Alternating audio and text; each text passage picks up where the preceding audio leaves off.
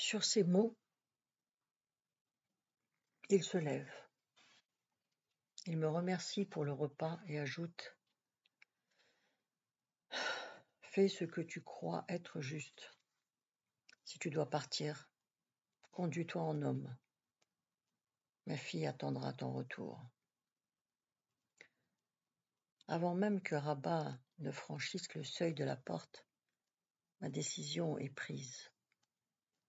Le lendemain, je me rendrai à la caserne. Un délai de réflexion supplémentaire ne m'aurait pas aidé davantage et aurait eu plutôt un effet néfaste sur ma conscience. Je me serais tourmenté inutilement, car il n'y a pas de solution miracle. Alors à quoi bon tergiverser quelques jours de plus ? Il n'est pas raisonnable de se mettre à dos les autorités militaires. Tout le Douar peut en pâtir, et cela est inacceptable. Je n'ai aucune appréhension à faire le saut dans l'inconnu. Mon esprit nomade me sert beaucoup en pareil cas, si bien que je ne m'attends à vivre ni rien de bon, ni rien de mauvais. Je sais que je finirai bien par m'accommoder à la vie de soldat. Et puis, ce n'est pas en fuyant le destin que je retrouverai Nejma. Il a voulu que je sois soldat, et je ne le décevrai pas.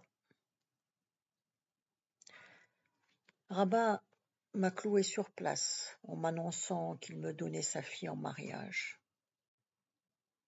Ce soir, pensais-je, Rabat a décidé de se régulariser avec le bon Dieu. Dehors, près de l'entrée de l'écurie, j'essaie de me persuader d'avoir opté pour le bon choix. Je suis si préoccupé que je n'ai pas remarqué la présence du rouquin. Lui aussi a éprouvé le besoin de sortir. Il fume une cigarette aussi lentement qu'un vieillard. En regardant la fumée se dissiper dans l'air, j'ai le sentiment de pouvoir y lire ses pensées. Le rouquin est triste, et moi aussi. Je lui demande presque en souriant : « Tu es décidé ? » ?»« Oui. » »« Alors, je pars. » Il aurait certainement été plus fier s'il m'avait dit qu'il allait se tuer. Je comprends qu'il soit déchiré par ce départ. Ce misérable dilemme fait une autre victime, et je me rattache à cela pour trouver un peu de réconfort. J'éprouve le besoin, moi aussi, de fumer. Le temps d'avaler quelques bouffées, je l'entends me dire : « Tu m'accompagnes ? » J'ai envie d'aller rendre visite à l'imam. À la mosquée, l'imam interrompt sa lecture en nous voyant arriver. C'est lui qui parle le premier. « C'est décidé, vous partez ? » ?»« Oui, répond le rouquin. »« Tu as quelque chose à nous dire ? » L'imam le regarde tour à tour, puis tristement, il répond : « Toi, dit-il en s'adressant au rouquin, que Dieu te préserve, que Dieu te préserve. Toi, Youssef, prie autant que tu le pourras. » Cette nuit-là, le sommeil n'a pas voulu de moi, et je me suis endormi 1 heure seulement, avant le lever du jour. Après quelques mois d'entraînement intensif en Algérie, nous sommes dirigés sur la Tunisie. Nous embarquons ensuite sur des navires militaires au départ de Bizerte. Notre première étape, nous a-t-on dit, sera l'Italie. Le débarquement en France viendra après, une fois l'Italie totalement libérée. Nous faisons partie maintenant de l'armée française, qui, faute d'avoir été reconstituée sur le territoire de la mère patrie avec le potentiel de la métropole, se fait appeler Corps expéditionnaire français. Cette armée, créée en un temps record depuis le débarquement allié en Afrique du Nord, est devenue opérationnelle et apte à combattre. Si j'ai bien compris ce qui nous a été dit, le corps expéditionnaire français est divisé en deux. D'un côté des unités marocaines et de l'autre la 3e division d'infanterie algérienne. Cette dernière comprend le 3e et le 7e régiment des tirailleurs algériens, le 4e régiment des tirailleurs tunisiens, le 3e régiment des spahis algériens et enfin une unité d'avion. Dans l'ensemble, l'encadrement de toutes les unités est constitué d'éléments européens. Il m'a même semblé reconnaître des étrangers, mais je n'en suis pas certain. Il m'est en effet difficile de distinguer les Européens entre eux. Par ailleurs, il m'a été rapporté que des Algériens ont des grades et commandent quelques unités. On nous a expliqué que nous allons combattre aux côtés des troupes alliées et que les Tunisiens et les Marocains sont déjà à pied d'œuvre en Italie. Durant notre entraînement qui fut extrêmement rude et sévère, on nous a martelé les objectifs et la finalité de la guerre. Tout d'abord, on nous a répété que nous ne devrons pas apparaître comme les parents pauvres des Anglais et des Américains. Pour ce faire, nous devons montrer aux Alliés que la France sait relever la tête et reprendre sa place de grande puissance. Ensuite, on nous a répété que nous sommes les soldats de la France et qu'à ce titre, nous devrons porter haut le drapeau tricolore. En d'autres termes, nous devrons être les meilleurs. Ces paroles m'ont fait sourire. Depuis l'instant où nous avons endossé l'uniforme, nous avons acquis du jour au lendemain une estime et des droits que quelques rares Algériens ont mis des années à obtenir. Nous ne sommes plus des indigènes, nous sommes devenus de véritables soldats français et tout cela en quelques minutes. Malgré la dureté du régime d'entraînement, je dois admettre que ce statut est plaisant à vivre. Même les pieds noirs qui d'ordinaire ne semblent pas nous voir, nous tiennent depuis en sympathie. Mon frère Tahar a été affecté dans les spahis algériens, sans doute pour ne pas mettre les membres d'une famille dans une même unité. Quant à mon frère Brahim, et pour la même raison, il est avec mon ami Ahmed dans le 7e régiment de tirailleurs algériens. Beaucoup d'hommes de ma région ont d'ailleurs été affectés dans ce régiment. Toutes les personnes que je connaissais antérieurement ont été, comme moi, intégrées dans les sections de combat sans grade aucun. Dès notre enrôlement, nous avons été prévenus. La guerre ne sera pas une partie de plaisir. Nous serons forcément amenés à être en première ligne. Nous devrons tuer sans hésiter et défendre nos vies par tous les moyens. La haine de l'allemand exprimée par certains de nos instructeurs n'a d'égal que leur ardeur à nous l'inculquer. Mais pour la plupart d'entre nous qui découvrons les contraintes liées au port de l'uniforme, tout cela n'a pas beaucoup de sens. On n'évoque rien de précis. Nous ne savons même pas où se trouve l'Italie. Et personne de mon entourage n'a embarqué auparavant sur un bateau. Pensez donc, alors la guerre.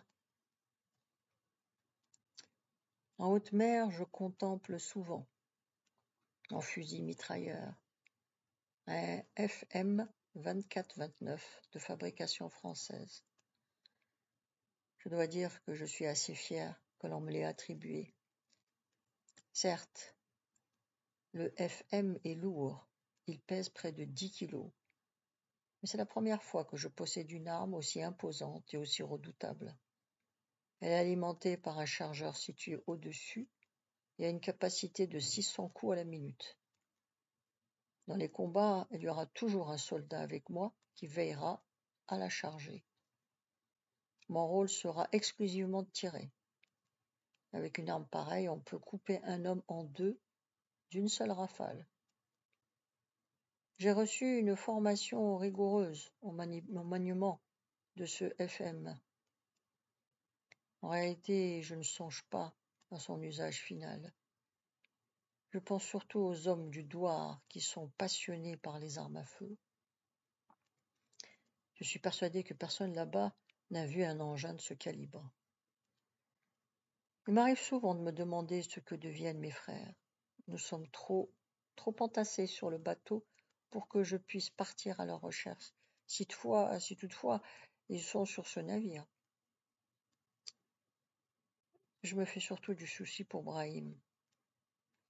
Il n'est jamais sorti du Douar et a une sainte horreur de la violence, encore plus des armes à feu.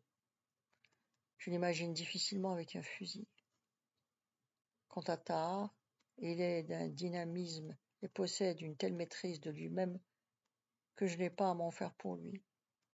Tout jeune déjà, sa faculté d'adaptation et son sens de l'anticipation m'émerveillaient. Les fréquentes alertes commencent à nous sortir de notre torpeur et à troubler notre insouciance. À ce moment-là, je pense avec un peu plus de gravité à Nejma, à ma famille. Au milieu de cette immensité, je prends conscience que le bateau n'est pas si grand que cela et que nous sommes très vulnérables aux attaques d'un avion. Il y a bien entendu des navires autour de nous pour assurer notre protection. Pourtant, en évaluant ce que nous représentons par rapport à l'étendue de la mer, il faut convenir que nous sommes vraiment insignifiants. L'angoisse de sombrer au beau milieu de la mer me panique un peu, d'autant que je ne sais pas ce qu'il y a au fond de l'eau. J'ai très peur que le fond soit le royaume de l'enfer. D'horribles monstres sous-marins doivent nous guetter et attendent certainement que l'on coule pour se ruer sur nous et nous dévorer. La nuit, je ne suis pas tranquille. Tout cela à cause d'un soldat qui m'a suggéré ces sinistres pensées. À l'aube, en allant chercher à manger, je tombe nez à nez avec mon frère Tahar. Je suis si heureux que j'en oublie tous mes soucis. Tahar est aussi décontracté qu'à son habitude. Je ne l'ai d'ailleurs jamais vu inquiet.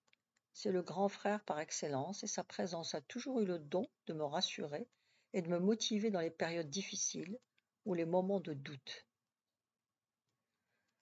Arrivés à Naples, nous n'avons guère le temps d'apprécier cette ville peuplée de soldats.